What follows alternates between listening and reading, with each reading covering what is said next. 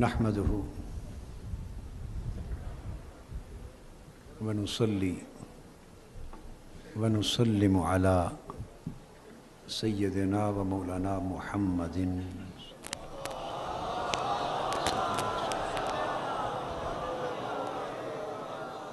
رسوله النبي الأمين المكين الحنين الكريم الرؤوف الرحيم وعلى آله الطيبين الطاهرين وصحبه المتقين المنتجبين.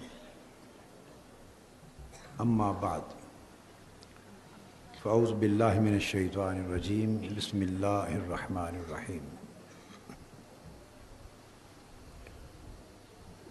قل لا أسألكم عليه أجرا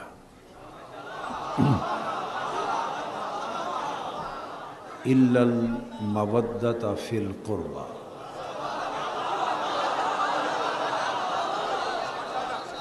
صدق اللہ مولانا العظیم. محترم المقام آغا مرتضیٰ پویا صاحب، محترم علامہ نسیم عباس رضوی صاحب،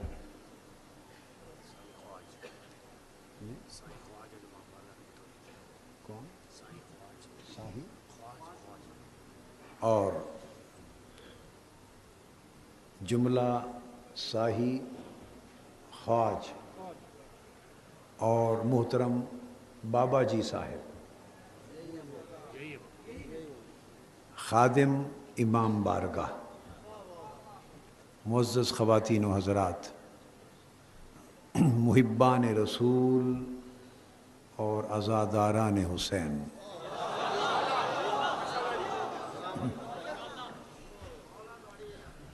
اللہ رب العزت کا شکر ہے جس کی توفیق سے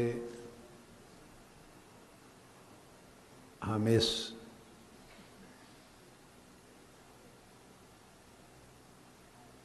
مجلس میں حاضر ہیں جس میں ذکر آل رسول ہو رہا ہے اور جس کے سامعین جملہ محبین ہیں، اہل سنت بھی اہل تشیع بھی.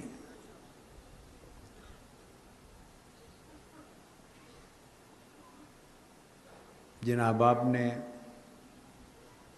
آج اس عظیم مجلس سے ذکر آل رسول کا اہتمام کیا.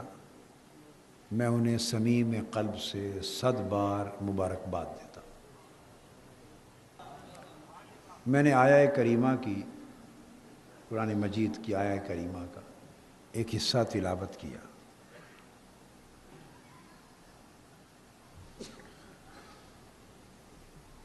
قرآن مجید سارا اللہ کا کلام ہے اور اس کا اجرا زبان مصطفیٰ سے ہوا ہے.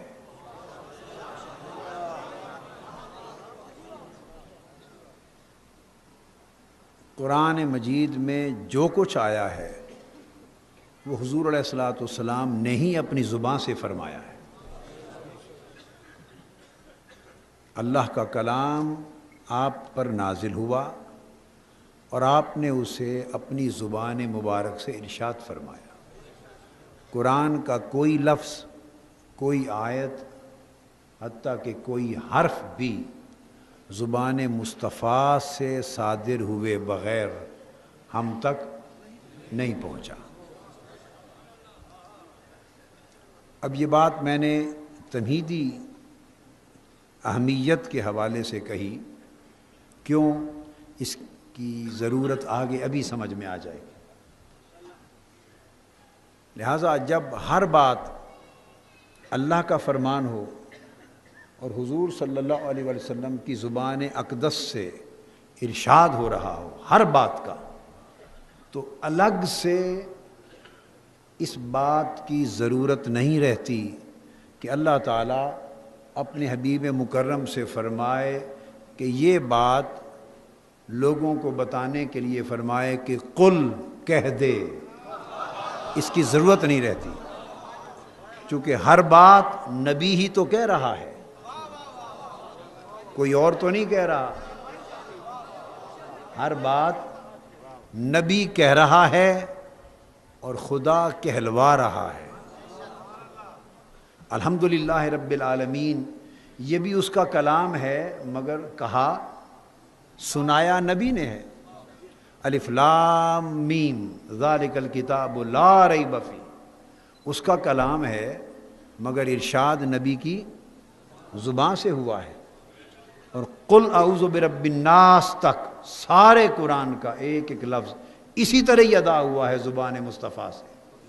تو سوال پیدا ہوتا ہے، جب ہر لفظ اور ہر جملہ اللہ رب العزت نے کہلوایا اور نبی نے فرمایا، کہا، اس کے بعد کبھی کبھی ایسا کیوں ہے کہ قرآن مجید میں بات قل کے ساتھ شروع کی جاتی ہے کہ فرما دے، فرما دے، قل کہہ دے۔ اس میں ایک اشارہ یہ بھی ہوتا ہے کہ باری تعالیٰ تیرا کلام ہے اور تیرے بندے ہیں، تیری بات ہے، تیرے بندے ہیں، تو خود ہی ان سے کہہ دے، تو خود ہی کہہ دے۔ تو رب کائنات فرماتے ہیں نہیں، میں ان بندوں سے خود کلام نہیں کرتا، میں ان سے کلام نہیں کرتا، اگر میں کسی سے کلام کروں تو میرے کلام کرنے سے تو وہ پیغمبر ہو جائے گا، میں کسی سے کلام نہیں کرتا، میں جب کلام کرتا ہوں تو زبان رسالت سے کلام کرتا ہوں، رسول کے واسطے سے کلام کرتا ہوں۔ میں جب اپنے بندوں سے کوئی بات کہنا چاہتا ہوں تو رسول کے واسطے سے، رسول کے وسیلہ سے کہتا ہوں، تاکہ لوگوں کو پتہ چل جائے کہ جب میں خدا ہو کر رسول کے واسطے سے تم سے بات نہیں کرتا تو تم مخلوق ہو کر واسطہ رسول کے بغیر مجھ سے کیسے بات کرتے ہو؟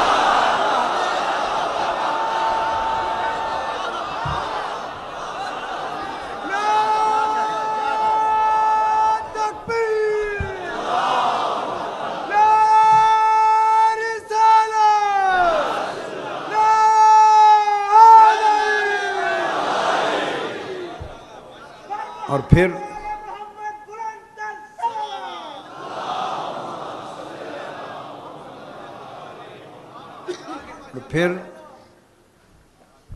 کبھی کبھی کوئی ایسا مقام، کوئی ایسی بات، کوئی ایسا پیغام آتا ہے جس کی اہمیت اس کے نزدیک بڑی غیر معمولی ہوتی، اور وہ چاہتا ہے کہ اسے مزید تاکید کے ساتھ لوگوں تک پہنچایا جائے، مزید تاکید کے ساتھ لوگوں تک پہنچایا جائے کہ شک و شبہ کی گنجائش تو پہلے ہی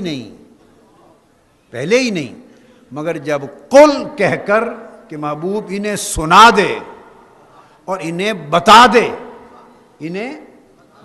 دے اور سنا دے، جب اس کلمہ سے اس کا پیغام پہنچے گا تو لوگوں کو یہ بات سمجھ میں آ جائے گی کہ شک کی گنجائش تو پہلے بھی نہ تھی، اب فرار کی گنجائش بھی نہ رہی، اب فرار کی گنجائش بھی نہ رہی۔ تو فرمایا قل لا اسألکم علیہ اجرا، آپ صبح و شام محنت کر رہے ہیں میرے محبوب، آپ ساری رات کھڑے ہوتے ہیں اور قدمین شریفین پر ورم آ جاتے ہیں، غاروں میں رات بھر جگرتیں کرتے ہیں، ہفتوں مہینوں تنہائیوں میں روتے ہیں،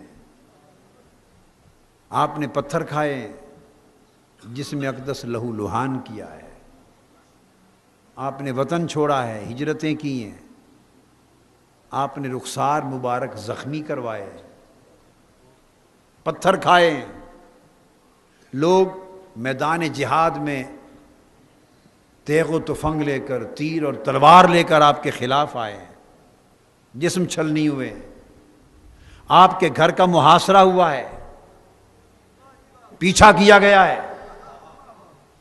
آپ پر مشکلات ڈھائی گئی ہیں، اذیتیں دی گئی ہیں، اور اس کے باوجود آپ نے انہیں جہنم سے نکال کر جنت کی طرف بلایا ہے، اندھیروں سے نکال کر انہیں نور اور روشنی کی طرف لے گئے۔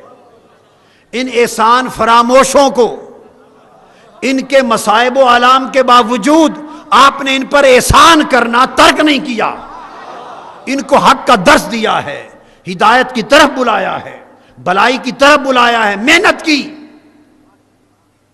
لا محالہ جو اتنی غیر معمولی محنت کرے، مشقت اٹھائے، تکلیف اٹھائے، تو ذہنوں میں، انسانی بشری ذہن میں سوال آتا ہے، بھائی ساری شے کے عوض یہ چاہتا کیا ہے؟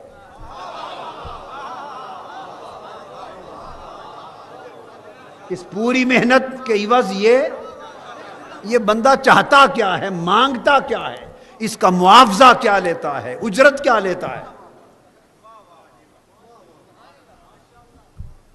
تو دو مقام میں موازنے کے طور پہ دے رہا ہوں۔ ایک مقام پہ فرمایا قل ان کنتم تحبون اللہ فاتبعونی یحببکم اللہ۔ وہاں بھی فرمایا قل، فرما دیں اگر تم اللہ سے محبت کرتے ہو، اگر تم اللہ کو چاہتے ہو تو میری مطابعت اختیار کرو۔ دو باتیں سمجھانے والا ہوں۔ اگر اللہ کو چاہتے ہو کیا تو میری مطابعت اختیار کرو۔ یہ بات بڑی واضح ہے کہ رسول کی بارگاہ میں آئے بغیر کسی کو کچھ نہیں ملتا، کوئی اور راستہ نہیں ہے۔ تو فرمایا اگر اللہ سے محبت چاہتے ہو تو میری مطابعت لے لو، پھر اللہ تمہیں اپنی محبت بھی دے گا اور اپنی مغفرت بھی دے گا۔ تو اللہ سے محبت اور مغفرت لینی ہے تو میری مطابعت کہتے ہیں پیروی، اتباع، میری مطابعت اختیار کرو۔ یہ سبق جو دیا، پیغام کس کی بھلائی ہے؟ اس میں کس کی بھلائی ہے؟ تمہیں اللہ کی محبت ملے گی اور تمہیں اللہ کی بارگاہ سے مغفرت ملے گی۔ تو یہاں وہ راستہ دکھایا جس میں ان کا اپنا بھلا ہے۔ میری مطابعت اختیار کرو، کس کے لیے؟ یہ تمہارے لیے۔ تو مطابعت کس کے لیے؟ لوگوں تمہارے لیے۔ اور دوسری طرف فرمایا قل لا اسألکم علیہ اجرا۔ یہ جو پوری زندگی میں نے محنت کی اور تمہیں کفر، شرک، ضلالت اور گمراہی کے اندھیروں سے نکالا، تمہارے اندر انسانیت نہ تھی، تمہیں انسان بنایا، تم گمراہ تھے، تمہیں ہدایت یافتہ بنایا، بھٹکے ہوئے تھے، راہ راست کی طرف بلایا۔ تو فرمایا اس ساری محنت کا تم سے میں کوئی اجر نہیں مانگتا، میرا اجر ایک اور مقام پر ان اجری الا علی رب العالمین، میرا اجر اللہ پر ہے، میرا معاملہ اس کے ساتھ ہے۔ ادھر فرمایا مطابعت اختیار کرو، مطابعت کس کے لیے؟ اپنے لیے۔ یہاں فرمایا میری محنت، میری تبلیغ، میری دعوت، میری تبشیر، میرا انذار، میری تگ و دو، میری ساری کاوشیں اور تمہارے لیے میری دعائیں، یہ سب کچھ جو میں نے کیا، اس پر کوئی اجر اپنے لیے نہیں مانگتا۔ الا المودۃ فی القربی۔ ہاں، یہ بات توجہ طلب، یہاں تھا فرمایا قل لا اسألکم میں نہیں مانگتا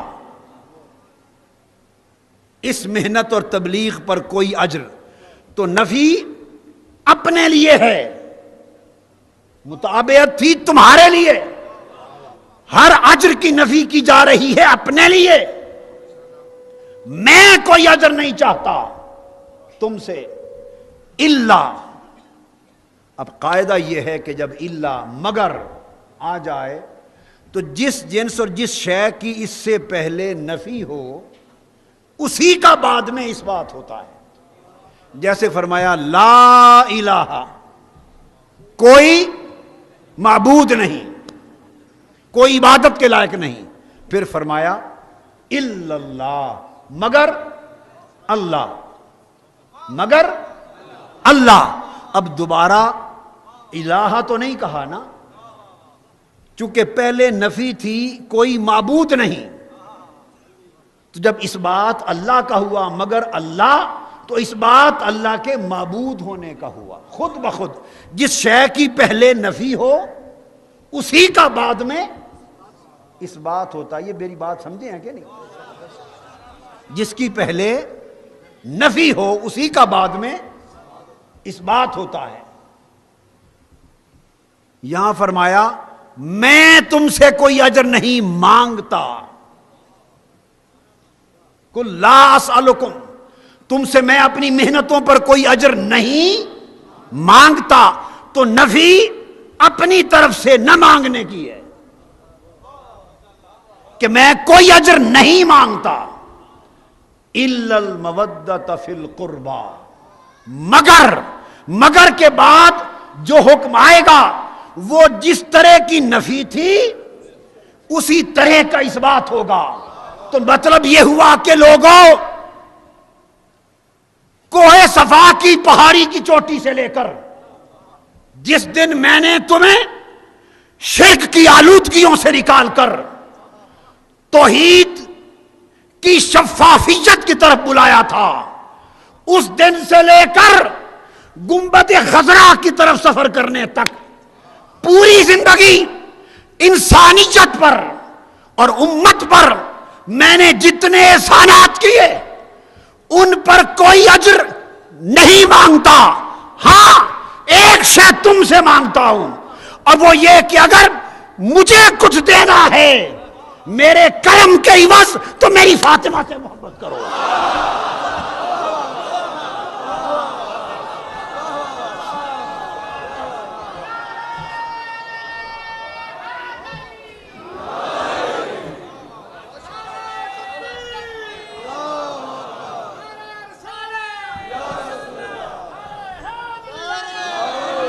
فرمایا اور کچھ نہیں مانگتا۔ نبی نے عمر بھر امت کو دیا ہے، مانگا کبھی نہیں۔ یہ خاص نکتہ ہے، نبی نے عمر بھر امت کو دیا ہے، وہ دینے کے لیے آئے تھے، وہ دینے والے ہیں، وہ عطا کرنے والے ہیں۔ نبی نے ہمیشہ دیا ہے، مانگا کچھ نہیں۔ زندگی میں ایک بار مانگا، اور وہ بھی رب کے کہنے پر مانگا، قل محبوب فرما دے، اور کچھ نہیں مانگتا، اور کچھ نہیں مانگتا سوائے اس کے کہ جو میری قربت والے ہیں ان سے محبت کرو، میری قرابت سے محبت کرو۔ مودت تو فرمایا کہ مطابعت تمہارے لیے اور مودت میرے لیے۔ جو مطابعت کرے گا وہ اپنا اجر پائے گا اللہ کی بارگاہ سے، اور جو مودت کرے گا حضور کی اہل بیت سے مودت اور محبت کرے گا وہ اجر پائے گا مصطفیٰ کی بارگاہ سے۔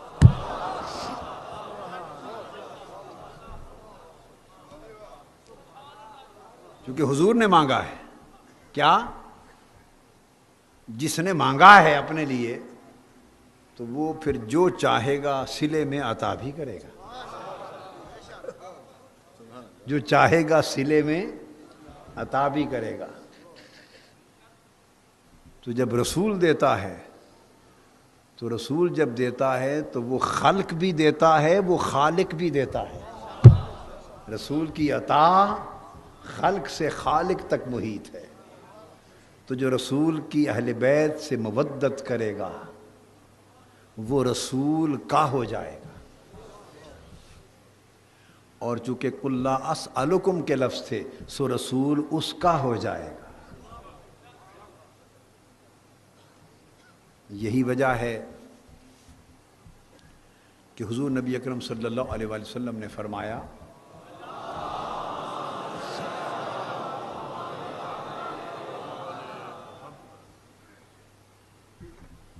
من احب حسینا من احب حسنا من احب حسینا من احب علی، الگ الگ حدیثیں پڑھی، فقد احبنی، جس نے علی سے محبت کی اس نے مجھ سے محبت کی، جس نے حسن سے محبت کی اس نے مجھ سے محبت کی، جس نے حسین سے محبت کی اس نے من احب حسنا و حسینا، جس نے حسن اور حسین سے محبت کی، ومن احب اباہما و امہما، اور جس نے پھر ان دونوں کے باپ سے محبت کی، پھر ان دونوں کی ماں سے محبت کی، اس نے مجھ سے محبت کی۔ فرمایا حسین مجھ سے اور میں حسین سے ہوں۔ حسین نبی سے ہے، یہ بات تو سمجھ میں آتی، ہر ایک کی سمجھ میں آتی کہ بیٹا باپ سے ہوتا ہے، نواسا بابا سے ہوتا ہے، جز کل سے ہوتا ہے، شاخ درخت سے ہوتی ہے، پھل درخت سے ہوتا ہے، اپنی شاخ سے ہوتا ہے۔ یہ بات حسین و منی کہ حسین مجھ سے ہے، یہ تو ہر ایک کو سمجھ میں آتی ہے، مگر اگلا حصہ ہر ایک کی سمجھ میں نہیں آتا۔ یہ ہر ایک کی سمجھ میں، اگر ہر ایک کی سمجھ میں آ جاتا تو اختلاف مٹ جاتے۔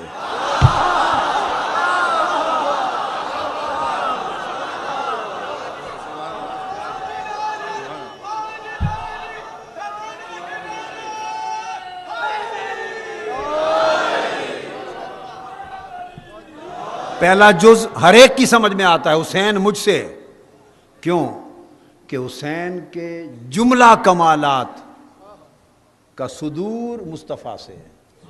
مصطفیٰ حسین کے مصدر ہے، مصطفیٰ حسین کے مصدر، جہاں سے کچھ صادر ہو، مصدر ہے۔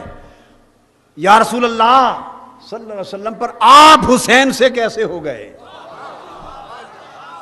حسین نبی سے کیسے ہوا؟ تو جواب اس کا یہ ملتا ہے کہ جس طرح مصطفیٰ، آقا فرماتے ہیں جس طرح میں حسین کا مصدر ہوں، اسی طرح حسین میرا مظہر ہے۔ حسین کا ہر کمال مجھ سے ہے اور میرا حسین کے ہر کمال کا صدور مجھ سے ہے اور میرے ہر کمال کا ظہور حسین سے ہے۔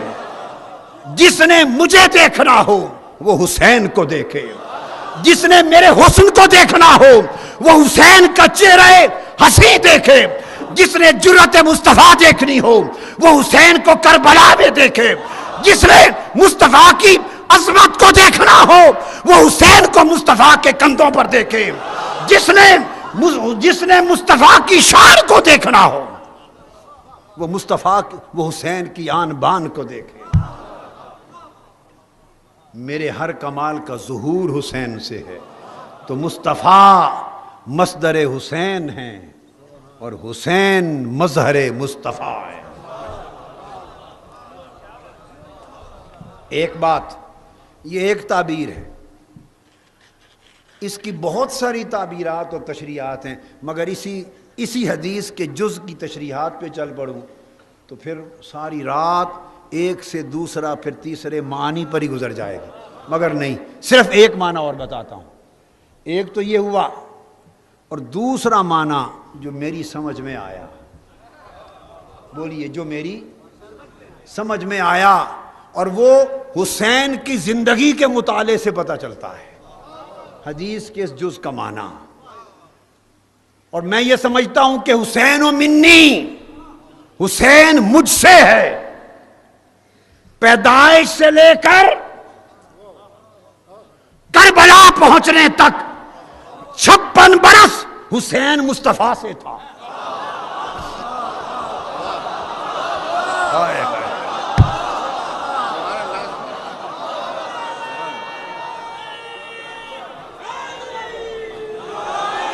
پیدائش سیدہ کائنات کی گود سے لے کر، سیدہ عالم کی گود سے لے کر سرزمین کربلا کے پہنچنے تک 56 برس حسین مصطفیٰ سے تھا. مگر خدا کی قسم کربلا سے لے کر آج تک مصطفیٰ حسین سے.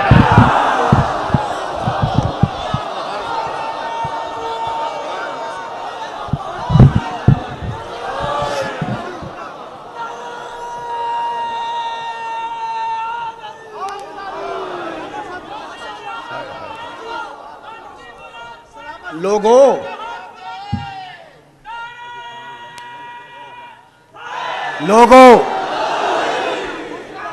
تم نے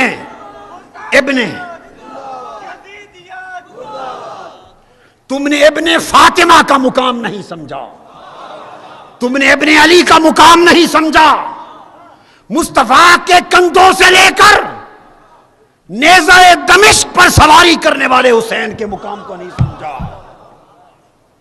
کہ حسین کا ایک رخ یہ ہے کہ وہ مصطفیٰ سے ہے.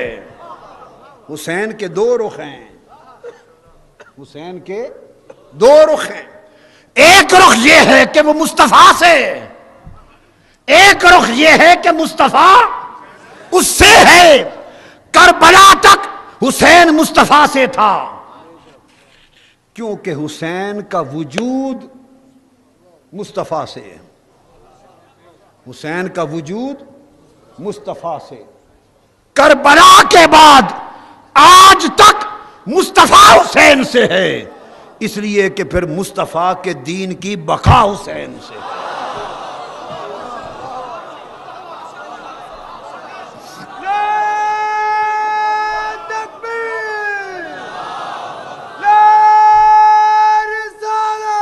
اور مجھے کہنے دیجئے، حسین اس پیغمبر کا نواسا ہے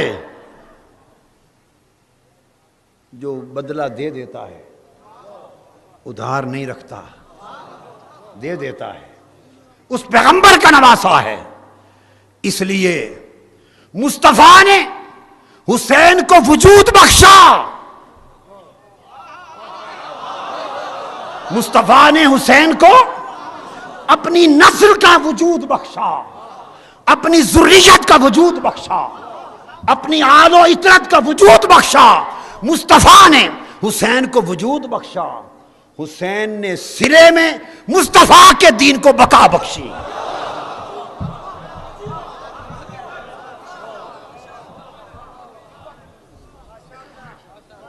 اس لیے اب حسینیت محمد کا نام ہے. الحسین منی وانا من الحسین. اہل سنت سن لیں، اہل سنت سن لیں، عاشقان رسول سن لیں. میں خصوصیت سے اہل سنت کو اس وقت مخاطب ہوں. ہماری تحریک، میری جد و جہد کا عنوان مصطفی انقلاب ہے. کیا ہے؟ اور صاحب گنبد خضرا کے تقدس کی قسم، مصطفیت حسین ہے.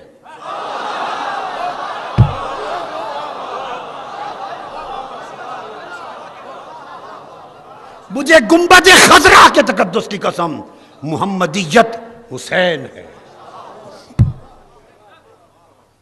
عظمت رسالت حسین ہے. سو جو حسین کا نہیں وہ نبی کا نہیں، جو نبی کا نہیں وہ کسی کا نہیں۔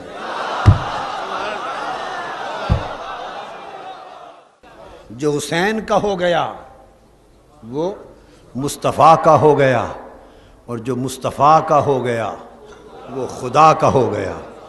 سو خدا کا بھی وہی ہے جو حسین کا ہے، مصطفیٰ کا بھی وہی ہے جو حسین کا ہے۔ ارے سارے راستے رب کائنات کی عزت کی قسم میرے حسین کو چھوڑ کر پھر سارے راستے بند ہیں۔ کوئی کہیں نہیں جا سکتا۔ اور یہ فیض اس لیے کہ حسن اور حسین فاطمہ کے لخت جگر ہے، اور حسن اور حسین رضی اللہ تعالی عنہ علیہ الصلوۃ والسلام، اور حسن اور حسین علی المرتضیٰ شیر خدا کے لخت جگر ہے۔ یہ نسبت بارگاہ محمدی سے ان شہزادوں کی باپ اور ماں کے وقت سے چلی آ رہی ہے۔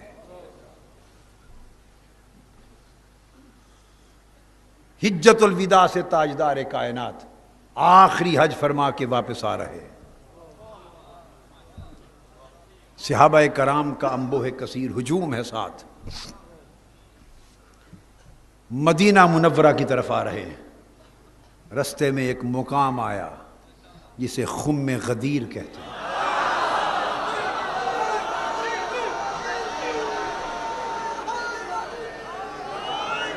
خم غدیر کہتے ہیں۔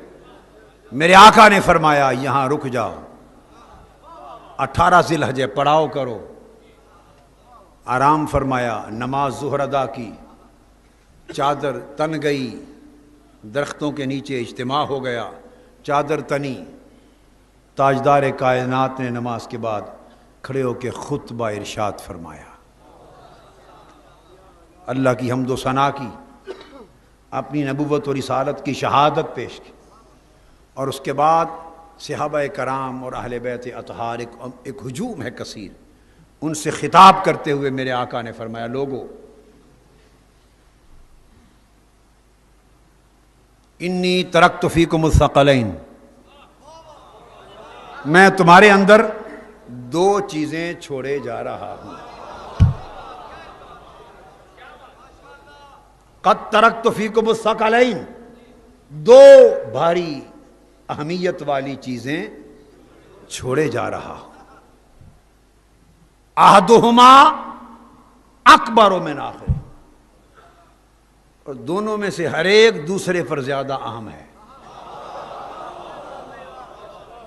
ہر شے اہم ہے، یہ نہیں کر سکتے کہ ایک کو لے لیں اور دوسری کو، یا اس کو لے لیں اور نہیں، دونوں ایک دوسرے سے بڑھ کر اہم ہیں۔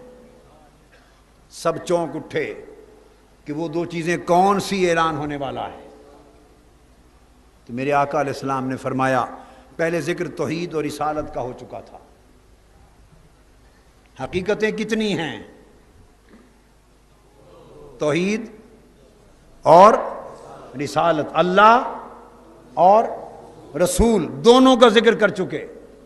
اس کے بعد فرمایا اب میں 2 چیزیں چھوڑے جا رہا ہوں، اور وہ کیا ہیں؟ کتاب اللہ و عطرتی اہل بیتی۔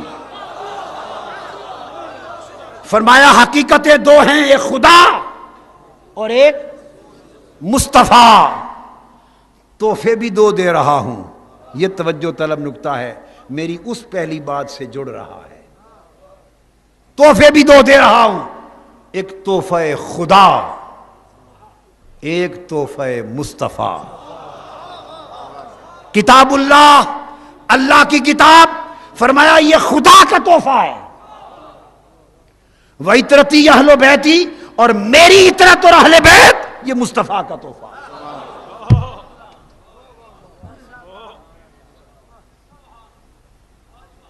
قرآن خدا کا تحفہ، اہل بیت اور عطرت مصطفیٰ کا تحفہ۔ فرمایا کون ہے جو ایک چھوڑے اور ایک لے لے؟ یہ اس امکان کا دروازہ بھی بند کر دیا ممکن ہے کوئی کہے کہ چلو اللہ والا تحفہ لے کے اسی سے ہی کام چلا لیں گے، نہیں نہیں۔ ممکن ہے کوئی سمجھے چلو قرآن کو پکڑ لیتے ہیں، اہل بیت کو چھوڑ دیتے ہیں تو اسی سے ہی کام چل جائے گا، نہیں۔ فرمایا قرآن کو لے کر اہل بیت چھوڑنے کا خیال کرنے والوں، اہل بیت چھوڑے گے تو قرآن ملے گا ہی نہیں۔ اہل بیت کو چھوڑو گے، اطرت رسول کو چھوڑو گے تو قرآن ملے گا تو لوگے۔ آقا یہ کیسے؟ فرمایا لن یفترقا، فرمایا لن یفترقا حتی یردا علی الحوض، یہ قرآن اور اہل بیت یہ ہمیشہ اکٹھے رہیں گے جڑ کر، لن یفترقا، یہ کبھی ایک دوسرے سے جدا نہ ہوں گے، حتیٰ کہ قیامت کے دن جب میں حوض کوثر پہ کھڑا ہوں گا تب بھی جب قرآن آئے گا اہل بیت ساتھ ہوگی، جب اہل بیت آئیں گی تو قرآن ساتھ ہوگا۔ قرآن اور اہل بیت، فرمایا مدینہ سے لے کر حوض کوثر تک یہ دونوں جدا نہیں ہو سکتے۔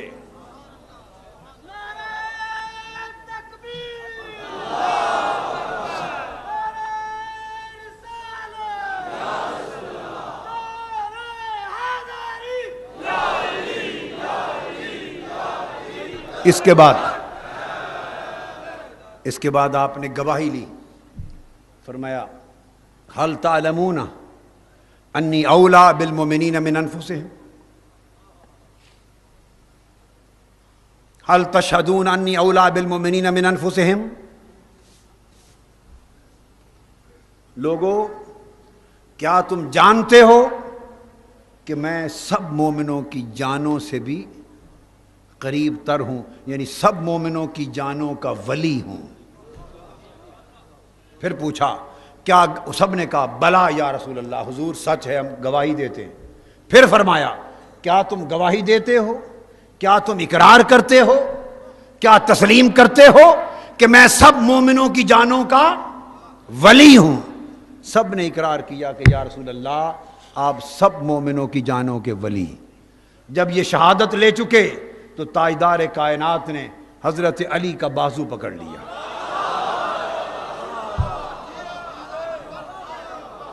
بازو پکڑ لیا، اجتماع عام ہے، اور ہاتھ پکڑ کے کھڑا کر دیا۔ فرمایا لوگو ان اللہ مولایا وانا مولا کل مومن، کہ خدا میرا مولا ہے، میں ہر مومن کا مولا ہوں، وَمَنْ كُنْتُ مَوْلَاهُ فَهَذَا عَلِيٌّ مَوْلَاهُ، اور جس کا میں مولا ہوں اس کا علی مولا ہے، جس کا میں ولی ہوں اس کا علی ولی ہے، اور جس کا علی ولی نہیں اس کا نبی ولی نہیں۔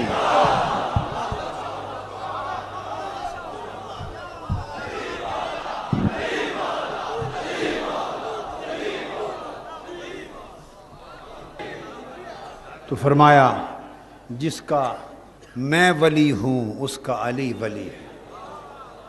اس اعلان ولایت علی کے بعد میرے آقا نے ہاتھ اٹھا دیے اور دعا کی، عرض کیا مولا اللہم وال من والاہ۔ باری تعالیٰ اب یہ سنیے، نبی کی دعا کبھی رد نہیں ہوتی۔ پہلے اعلان محمد تھا صلی اللہ علیہ وآلہ وسلم، اعلان مصطفیٰ تھا، اب دعائے مصطفیٰ ہے۔ عرض کیا باری تعالیٰ اللہم وال من والاہ، مولا یہ کون عرض کر رہا ہے؟ تاجدار کائنات صلی اللہ علیہ وسلم۔ باری تعالیٰ تو اس کا ولی بن جو علی کو ولی جانے۔ یہ میرا ترجمہ ہے، یہ میرا ترجمہ ہے۔ اگر کتابوں میں یہ ترجمہ نہ ملے، اگر یہ ترجمہ نہ ملے تو مت فکر کریں، میں ذمہ دار ہوں۔ باری تعالیٰ تو اس کو دوست رکھ جو علی کو دوست رکھے۔ میں ترجمہ کر رہا ہوں والمن والا ہو، باری تعالیٰ تو اس کا ولی بن جو علی کو ولی جانے. اس کا مطلب یہ ہوا، پہلے فرما چکے کہ جس کا میں ولی اس کا علی ولی، جس کا علی ولی نہیں اس کا نبی ولی نہیں. اب فرما دیا دعا سے جس کا علی ولی نہیں اس کا خدا بھی ولی نہیں. اب کہاں جاتے ہیں؟ نبی کی ولایت کا دروازہ بھی بند ولایت علی کے بغیر، اور خدا کی ولایت کا دروازہ بھی بند ولایت علی کے بغیر. ولایت علی کے بغیر، ولایت علی پر ایمان لائے بغیر مسلمان نبی اور خدا سے جاتا ہے. ولایت ولی پر، علی پر ایمان لائے بغیر مسلمان ایمان سے جاتا ہے.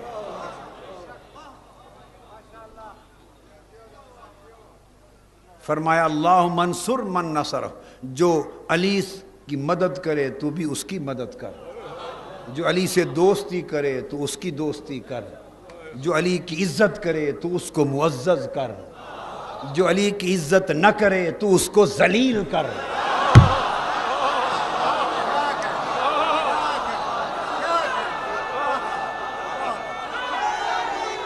سو یہ طے پا گیا.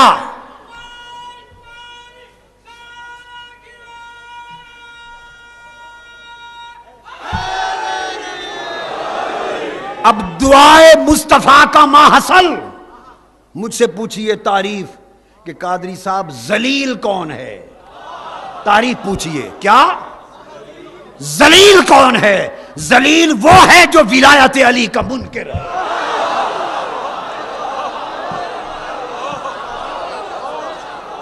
پوچھئے، مجھ سے پوچھئے اس حدیث کی روشنی میں کہ خدا کا دشمن کون ہے؟ خدا کا دشمن وہ ہے جو ولایت علی کا منکر ہے.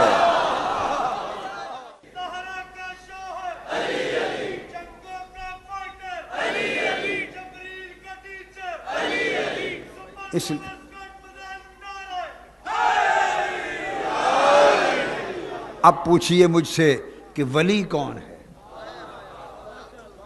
کیا ولی کون ہے؟ تو ولی وہ ہے جو ولایت علی کا دست نگر ہے، جس کی جولی میں ولایت علی کی خیرات پڑ گئی، خدا کی قسم وہی ولی ہے. اس دنیا میں کوئی ولی نہیں ولایت علی کے بغیر. اس دنیا میں کوئی ابدال نہیں ولایت علی کے بغیر، علی ولی کے بغیر. اس دنیا میں کوئی کتب نہیں علی ولی کے، اس کی ولایت کے بغیر، علی کی خیرات کے بغیر. اس دنیا میں کوئی غوث نہیں ولایت علی کی خیرات کے بغیر. اور آپ کو معلوم ہے میں قادری ہوں، معلوم ہے نا نام میرا کیا؟ قادری ہوں. کس نسبت سے؟ حضور غوث العظم شیخ عبد القادر جیلانی بغداد والے، ان کی نسبت سے قادری ہوں. اور میں قادری ہو کر یہ کہہ رہا ہوں کوئی غوث نہیں ہو سکتا ولایت علی کی خیرات کے بغیر. اور میرے شیخ اور میرے مرشد غوث العظم نہ ہوئے جب تک علی ولی کے خیراتی نہ ہوئے.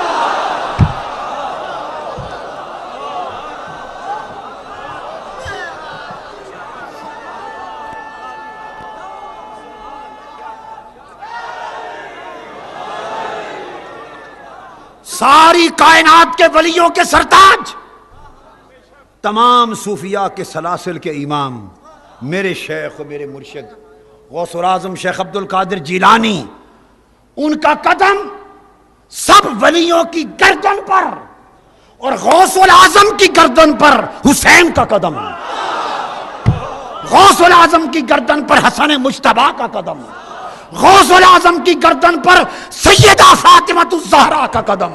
حضور غوث الاعظم کی گردن اور سر پر مولا علی شیر خدا کا قدم، اور ان کے سر انور پر حضور محمد مصطفیٰ کا قدم. یہ 5 قدم جب پڑتے ہیں تو بندہ ولی ہوتا ہے.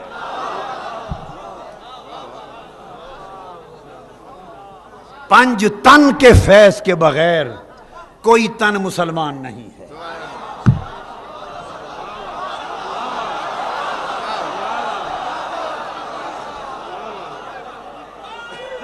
پنج تن کے بغیر کوئی تن مومن نہیں ہے.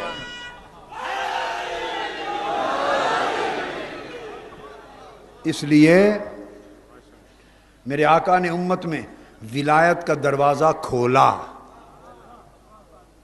آقا کی امت میں ولایت کا دروازہ کھلا علی المرتضیٰ سے. وہ فاتح ولایت بنے. امت محمدی میں فاتح ولایت کا دروازہ کھلا مولا علی المرتضیٰ پر، اور اس امت میں ولایت کا دروازہ بند ہوگا علی کے بیٹے امام مہدی علیہ السلام پر.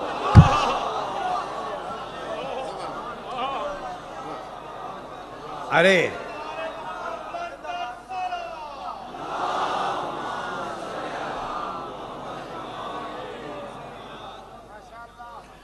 کدھر جاؤ گے؟ فاطمہ کا شوہر فاتح ولایت ہے، اور فاطمہ کا بیٹا مہدی خاتم ولایت ہے. ولایت کی ابتدا بھی اس گھر سے، انتہا بھی اس گھر پر. علی ابتدا ہے امت میں ولایت کی، مہدی انتہا ہے. ساری ولایت علی اور مہدی کے درمیان. اور وہ گود جس میں ولایت پلی، وہ گود جس میں ولایت پلی، وہ گود فاطمۃ الزہرا کی ہے.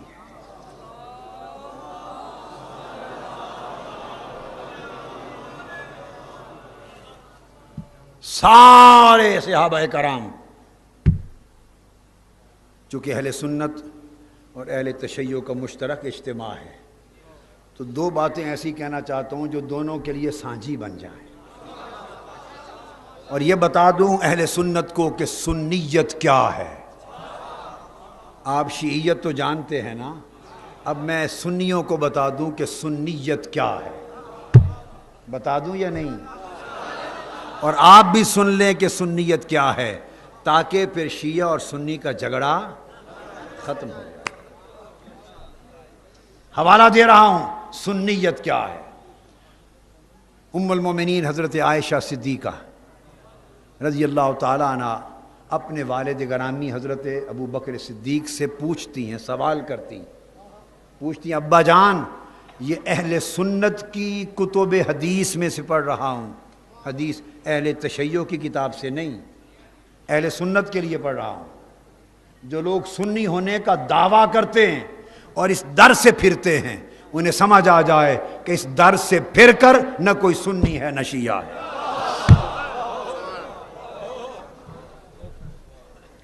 پوچھتی ہیں ابا جان میں ہمیشہ دیکھتی ہوں کہ مجلس میں جب آپ بیٹھے ہوں تو آپ ہمیشہ حضرت علی کے چہرے کو تکتے رہتے ہیں.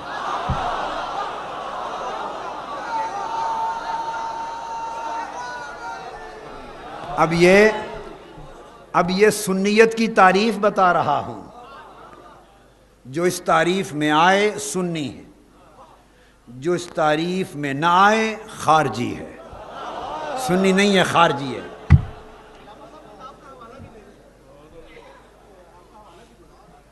میری وہ کتاب ہے ادھر، کدھر ہے یہ سینکڑوں حوالے احادیث کے ماں عبارت تحقیق میں نے اس میں دے دی ہے. السیف الجلی علی منکر ولایت علی. اس کا ترجمہ بھی بتا دوں، اس کا نام ہے تیز دھاری والی چمکتی ہوئی تلوار علی کی ولایت کے منکر کی گردن پر. یہ کتاب ہے. اس میں اعلان غدیر، اس کا عام معروف نام اعلان غدیر. تو اس میں سارے حوالے احادیث کے سارے دے دیے کثرت کے ساتھ. تو پوچھا کہ ہر وقت آپ حضرت علی کے چہرے کو تکتے رہتے ہیں، اس کی وجہ کیا ہے؟ تو حضرت صدیق اکبر نے جواب دیا، بیٹی خدا کی عزت کی قسم، میں علی کے چہرے کو ہر وقت کیوں نہ تکوں، میں نے اپنے کانوں سے زبان مصطفیٰ سے سنا ہے، کیا النظر الی وجہ علی عبادت، کہ علی کے چہرے کو فقط تکنا بھی عبادت ہے۔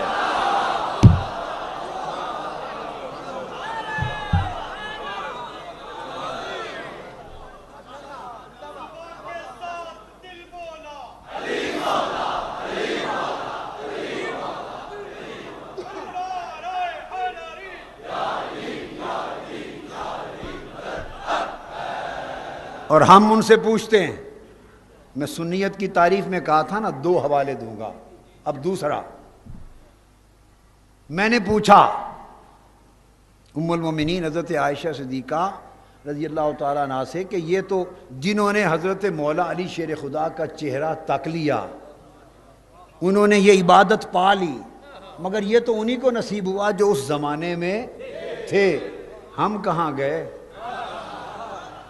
کوئی عبادت ہمارے لیے بھی ہے؟ تو انہوں نے ہی ایک اور حدیث روایت کی، ایک اور حدیث فرماتی ہیں عائشہ صدیقہ کہ میں نے تاجدار کائنات کی زبان مبارک سے کانوں سے سنا، حضور نے فرمایا ذکر علی عبادت، اگر کوئی علی کا چہرہ نہ تک سکے تو خالی علی کا ذکر کر لینا بھی عبادت ہے۔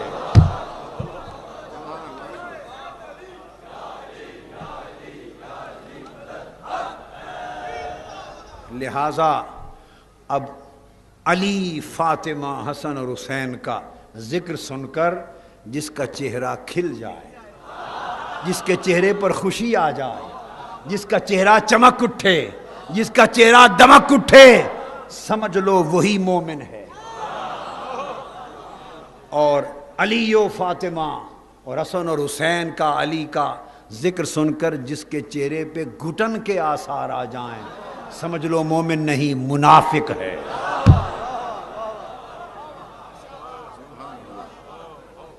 صحابہ کرام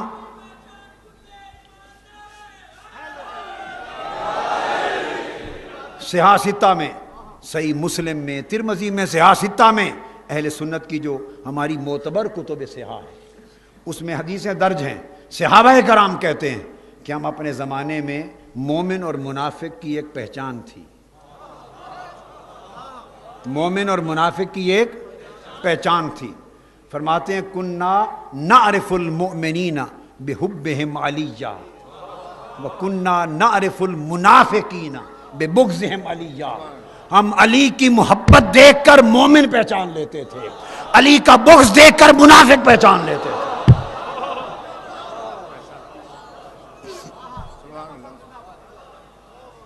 یہ بات سمجھ میں آئی؟ یہ ہے مولا علی۔ اور اب سیدہ کائنات، وہ بھی حوالہ وہ میں رضی اللہ، وہ بھی اہل سنت کو سمجھا رہا ہوں تاکہ فرق مٹ جائے، قریب آ جائیں۔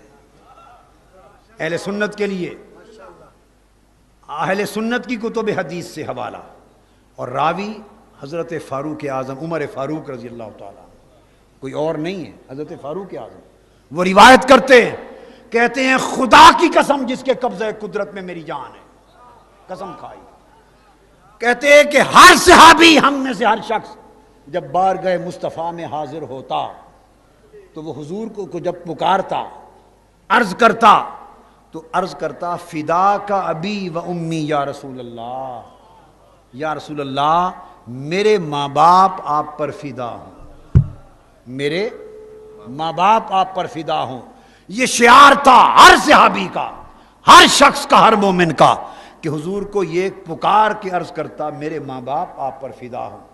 اور وہ بتاتے ہیں کہ مجھے اس رب کی قسم جس کے قبضہ قدرت میں میری جان ہے، میں نے کانوں سے سنا مصطفیٰ حضرت فاطمہ الزہرا سے بات کر رہے تھے، اور بات کرنے سے پہلے ہم بات کرتے تو عرض کرتے میرے ماں باپ آپ پر فدا ہو یا رسول اللہ، اور حضور نے حضرت فاطمہ کو بلایا اور بات سے پہلے فرمایا فدا کے ابی و امی یا فاطمہ، فاطمہ میرے ماں باپ تجھ پر فدا ہو، میرے ماں باپ تجھ پر فدا ہوں فاطمہ۔ ارے وہ فاطمہ جس کے لیے پیغمبر کہے کہ میرے ماں باپ تجھ پر فدا ہوں۔ حدیث پاک میں ہے قیامت کا دن ہوگا، حضرت مولا علی شیر خدا روایت فرماتے، عالم غیب سے، پردہ غیب سے آواز آئے گی، یا اہل معشر، محشر والو، غضوا ابصارکم ونکسوا رؤوسکم حتی تمر فاطمہ بنت محمد صلی اللہ علیہ وسلم۔ آواز آئے گی، اے محشر والو اپنی نگاہیں جھکا لو، اپنے سر جھکا لو، فاطمہ بنت مصطفیٰ تشریف لا رہی ہے۔ فاطمۃ الزہرا کے گزر جانے تک اہل محشر میں سے کسی کو سر اٹھانے کی ہمت نہ ہوگی، کسی کو آنکھ کھولنے کی جرت نہ ہوگی۔ آج اس فاطمۃ الزہرا کی بیٹی زینب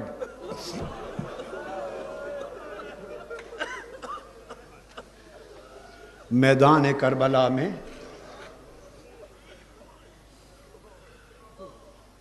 سب کو رخصت کر لینے کے بعد اپنے بھائی حسین کو اپنے بابا کی سواری پر، کندھوں پر سواری کرنے والے حسین کو بالآخر رخصت کرنے آ رہی ہیں۔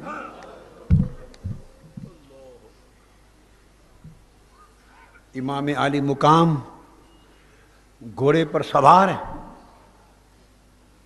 سب کو سلام دینے کے بعد اپنے بابا اور اپنے نانا کی دستار اور تلوار تھامنے کے بعد گھوڑے پر سوار ہو کر اذن دیتے ہیں گھوڑے کو چل۔ گھوڑا سر جھکا کے کھڑا ہے، وہ قدم نہیں اٹھاتا۔ امام حسین اس کو پھر اشارہ دیتے ہیں، زور سے لگام کھینچتے ہیں، چل۔ گھوڑا پھر سر جھکاتا ہے، چلتا نہیں۔ تیسری بار پھر ذرا شدت کے ساتھ کھینچتے ہیں لگام، گھوڑے چل۔ گھوڑا پھر سر جھکا لیتا ہے، چلتا نہیں۔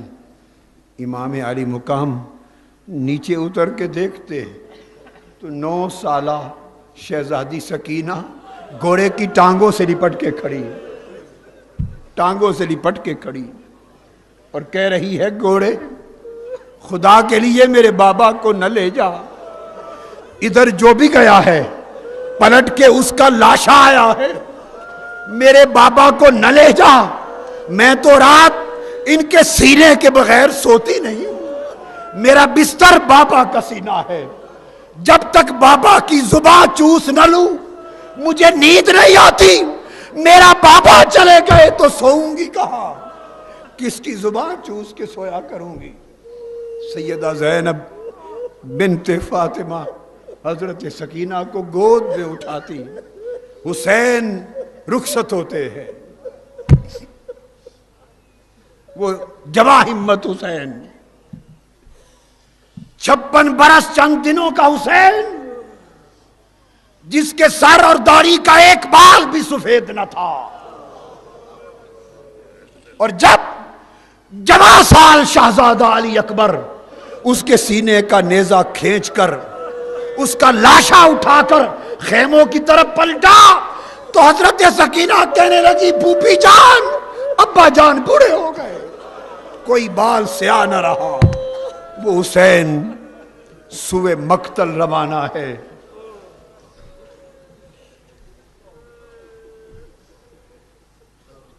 ادھر آپ کی روح قفس انصری سے پرواز کرتی ہے، ادھر ندا آتی ہے یا ایتھا النفس المطمئنہ ارجعی الی ربک راضیۃ مرضیہ۔ روح مصطفیٰ منظر شہادت حسین تک رہی ہے، اور آواز آ رہی ہے بیٹا حسین میرے کندھوں کی سواری کی لاج رکھ لینا۔ روح علی مرتضیٰ کانوں سے سنو، آواز دے رہی ہے میرا لاڈلا حسین میرے خون کی لاج رکھ لینا۔ سیدہ کائنات فرما رہی ہیں بیٹا حسین میری گود اور دودھ پلائے کی لاج رکھ لینا۔ شہادتیں ہو گئیں، قافلہ دمشق پہنچ گیا۔ بدبخت یزید نے کہا کہ زینب بنت رسول سے میں بات کرنا چاہتا ہوں۔ ایک ضعیفہ خاتون کھڑی ہو گئی اس بدبخت لعین جہنمی کو جواب دینے کے لیے۔ ایک لاٹھی کی ٹیک لے کر، بوڑھیا ہے، کمر دوری ہو گئی ہے، بوڑھی لاٹھی کی ٹیک لے کر کھڑی ہوئی۔ اس نے کہا بدبخت زبان واپس کر، تو کون ہے زینب بنت مصطفیٰ سے بات کرنے والا؟ اس نے پوچھا بی بی سے تم کون ہو؟ اس نے کہا مجھے فضہ کہتے ہیں،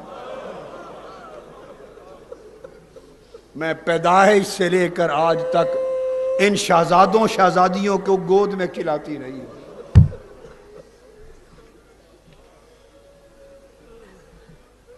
یزید کا ایک درباری اٹھا، سپاہی اس نے تلوار لہرائی، اس نے کہا بڑھیا چپ کر تمہارا سر قلم کر دوں گا۔ فضہ نے دیکھا یزید کے پیچھے سینکڑوں محافظ سپاہی تلواروں کے ساتھ کھڑے تھے اور سب سیاہ فام تھے، حبشی تھے۔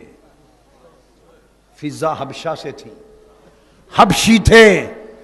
فضہ نے للکار کے کہا حبشیوں تمہاری غیرت کو کیا ہوا کہ تمہارے وطن کی آج ایک بیٹی فضہ، ایک بدبخت اس کے سر پہ تلوار لہرانے کی جرت کر رہا ہے، تمہاری غیرت کیوں سو گئی؟ فضہ کی للکار سننے کی دیر تھی، سینکڑوں حبشی سپاہیوں نے تلواریں ہوا میں لہرا دی اور کہا جس نے فضہ کی طرف ہاتھ اٹھایا اس کا سر قلم کر دیا جائے گا۔ لوگو عزاداران حسین، فضہ تو بچ گئیں مگر سیدہ زینب نے چہرہ مدینہ کی طرف کر لیا اور عرض کیا بابا حبشہ کی بیٹی کی حفاظت کے لیے 500 تلواریں نکل آئی ہیں، بابا آج آپ کی بیٹی کو بچانے کے لیے کوئی تلوار نہیں۔